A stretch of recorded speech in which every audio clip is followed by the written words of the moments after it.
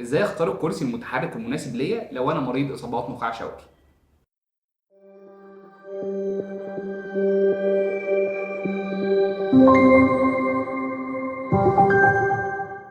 اهلا وسهلا بيكم في فيديو جديد لينا. في الفيديو بتاع النهارده هنتكلم على انواع الكراسي المتحركه وازاي اختار الكرسي المتحرك المناسب ليا بعد اصابات النخاع الشوكي.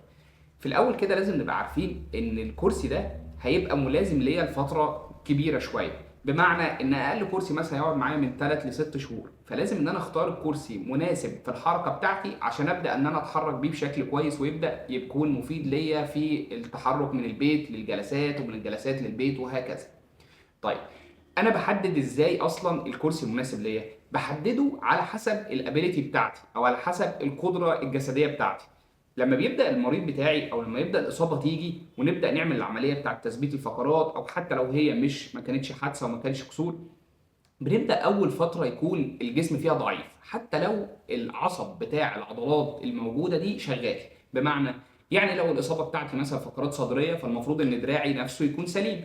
هو في الاول دراع بيبقى هادي شويه او فيه شويه ضعف، فانا ببدا اشتغل على دراعي ده. في المرحله الاولانيه دي هحتاج كرسي يكون القابليه بتاعته في الثبات اكتر من الحركه. بمعنى ان الكرسي ده يبقى تقيل على الارض، يبقى ثابت. ليه؟ لان انا مش هقدر اسند نفسي او ان انا اوزن نفسي عليه، فبجيب الكرسي الكلاسيكال التراديشنال خالص اللي انا بقعد عليه ويبدا يحافظ عليا. بعد كده، بعد ما تطور طبعا في العلاج الطبيعي، وبعد ما ايديا تبدا تتحسن، وبعد ما جذعي يبدا يشتغل بشكل احسن، ببدا اتنقل لكرسي تاني نفس الكريتيريا دي ونفس كل حاجه، بس يتشال منه الهاند ريلز بتاعته، اللي هي الحاجات اللي انا بسند ايدي عليها. ليه؟ لان انا هحتاج ده في الترانسفير او في التنقل. في الجلسات بتاعت العلاج الطبيعي في فتره احنا بنعلمك فيها ان انت تتنقل من الكرسي للسرير ومن السرير للكرسي، فبالتالي انا هبقى محتاج ان الكرسي بتاعك ده يكون بيتشال منه الحاجات دي كلها عشان اقدر انا اهيئ الكرسي بتاعك للترانسفير ده، وتقدر انت تنقل نفسك بسهوله جدا منه للسرير او من السرير ليه هو، او منه للحمام ومن الحمام ليه هو تاني. طيب، بندخل بعدها للمرحله الثالثه، وهي ان جسمي الحمد لله اتحسن اكتر وبدات تمارين الوقوف، وبدات حتى ان انا اتحرك بجباير او ان انا اقف بجباير. هنا بقى بنتنقل للكرسي اللي يبقى خفيف اكتر من انه تقيل. ليه؟ عشان ده هيسهل لي الحركه بتاعتي. خفيف بمعنى ايه؟ في ماتيريالز كده او شركات معينه بتعمل الكراسي دي بتبقى وزنها خفيف شويه، عشان انا بايديا ابدا ان انا احركه بسرعه وابدا ان انا اتحرك بيه بسرعه. وميزه ده ان انا بلاقي ان الجزء اللي ساند ظهري قليل شويه، يعني بيبقى واصل كده عند الفقرات القطنيه او الفقرات الجذعيه من تحت، لان هو بيبقى معمول للناس اللي الجذع بتاعهم شغال بنسبه كبيره، فبالتالي بيسمح لهم بتنقل اسرع، ان هو يتنقل من السرير ليه اسرع، ويسمح لهم بحركه سرعه اكتر في المشي في الشارع او في المشي في الجلسات او ايا كان اللي هو هيعمله فيه. بعد كده بنوصل للمرحله اللي بعدها، وهي الكرسي الرياضي او الكرسي السهل في الحركه، وده طبعا بيستخدمه الناس اللي بتدخل في الحاجات بتاعه الماراثون والرياضه وهكذا. ميزه ده ان هو خفيف جدا وسريع جدا، هيبان اصلا من الانجل بتاعه العجل بتاعه، اللي هي عامله زاويه كده عشان تدي العيان ده سرعه اكتر في الحركه بتاعته.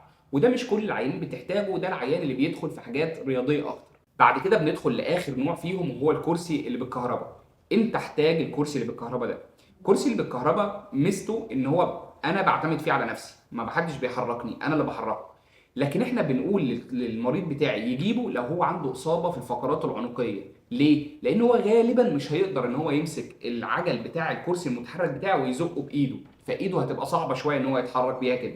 فبقول للعيان بتاعي ده هنجيب كرسي كهرباء. لازم نبقى عارفين ان الكرسي الكهرباء ده بيتحدد على حسب الليفل بتاع الاصابه. يعني لو الليفل بتاعي مثلا سي 7 او الكسر بتاعي في الفقرات العنقيه السبعه، فالمفروض ان انا ابقى عارف العضلات اللي شغاله والعضلات اللي مش شغاله. يعني مثلا هلاقي ان البايسبس عندي شغاله، هلاقي الترايسبس مش شغاله، فبالتالي ما اجيبلوش كرسي يكون مطلوب منه ان هو يفرد ايده كده ويحركه، لا ده انا هخلي وحده التحكم بتاعتي جنب ايده عشان يبدا ان هو يزق وهكذا.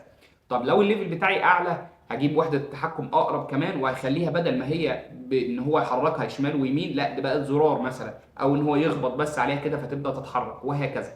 الحاجات دي فيها فرايتي كتيره جدا وبتختلف باختلاف العيان بتاعي، فلازم الاول اشوف انا محتاج الكرسي ده في ايه، واشوف هيفيدني في ايه اصلا، واظبط الكلام ده مع دكتور العلاج الطبيعي بتاعي وابدا اختار الكرسي المناسب للمرحله بتاعتي، ونبدا نتوكل على الله بيه.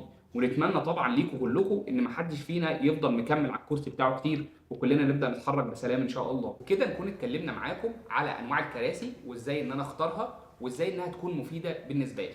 ما تنسوش تعملوا لنا لايك وشير وسبسكرايب للفيديو ده، وسيبوا لنا اي استفسار في التعليقات، ونشوفكم على خير ان شاء الله.